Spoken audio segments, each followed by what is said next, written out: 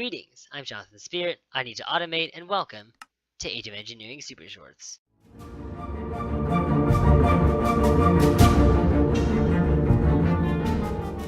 I've been doing most of my mining lately looking for bauxite, because I need aluminum, because I want hoppers and hopper ducts. I want to make an immersive engineering coke oven, 2 of them, which means I need a lot of resources.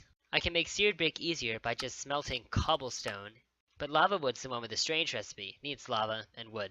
To automate seared bricks, I'll need an ingot in this casting table, 2 hoppers, and a redstone clock. 1 hopper on the controller, accepting cobblestone, another beneath to accept the seared bricks, and a redstone clock.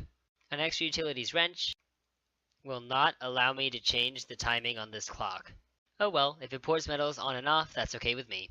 1 cobblestone smelts into 1 seared brick, so I'll need at least 2 stacks of the stuff. For lava wood, I'll need an extra casting basin and faucet. I'll need 2 more hoppers, and I'll also need a transfer node. So another hopper, hopper ducts, several stone slabs made of andesite because I'm a cheater, 2 transfer pipes, and a transfer node with a filter. I'll need 108 planks and 27 buckets of lava, and I'll remove these faucets. I'll instead place the casting basins here with a chest and 2 hoppers, and a transfer node with a filter for oakwood planks. 1 more transfer pipe, the tank of lava, with a convenient wrench to remove that pipe connection, 2 drains. Hey, look, it's finished. So I can take off the redstone clock, insert the wood, and place down the clock. Watch it go. And now for something completely different. Don't mind me. I build in creative. I have no desire whatsoever to wait for the fancy materials I use to make my builds, so I just make my base in creative. A riverfront home sounds perfect. Extra utility sickles break progressively larger swaths of grass depending on the tier.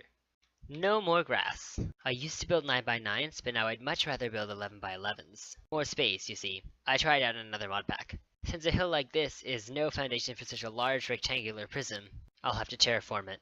Goodbye, nature. Nobody ever really liked you anyway. Now, I've installed a mod called X-Tone so that I can have accents for my builds, but I prefer chisel for some of the larger parts because it actually bothers with connected textures. My first room is going to be storage crafting, naturally.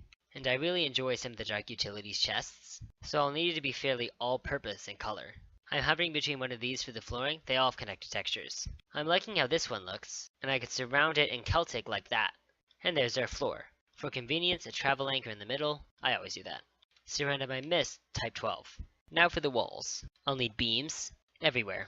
And here's the wall, using Celtic basalt, pillar basalt, black limestone actually additions, and factory blocks segmented rusty plates from chisel. In the middle, I've replaced the Z-Tones blocks with Action Edition's black lamps and rimmed black stablestone from Sonar Core, which comes with Calculator. It actually has connected textures, which is nice. Here's the roof using light stablestone in light and clear glass and Tyrian. And finally, for my door, I'll just destroy the structural integrity of my base. The finished product. And now back to regularly scheduled survival. Unfortunately, I forgot to refill the lava while I was out, so I have to wait. But for now, it's time to relocate.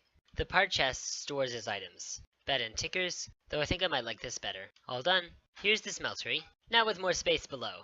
Each wooden chest transporter can transport a chest 1 time. I am very tired. Much better. Dark Utilities has several nice chests. I'll use glacial chests for tools and tech, wooden chests for nature, royal chests for precious and not so precious materials. Don't mind me, just cheating the system. Nether chests for ores and metals, and prismarine for building blocks. This is how you categorize without signs. Here's a little nook for the coke ovens. Now I can finally craft them. To complete the coke oven, I need an engineer's hammer. Now to automate. A fluid tank, and rather than waste my aluminum on fluid nodes, 2 faucets, and a redstone clock. Never mind. 2 fluid transfer nodes, and a fluid trash can. Now fluid will first go into the fluid tank and then into the fluid trash can. Last but not least, hoppers for coal. And that's it for today's episode. Next episode, I'll use my creosote oil to make a treated hammer and start with IC2.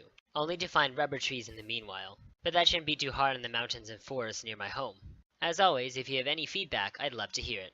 I hope you enjoyed!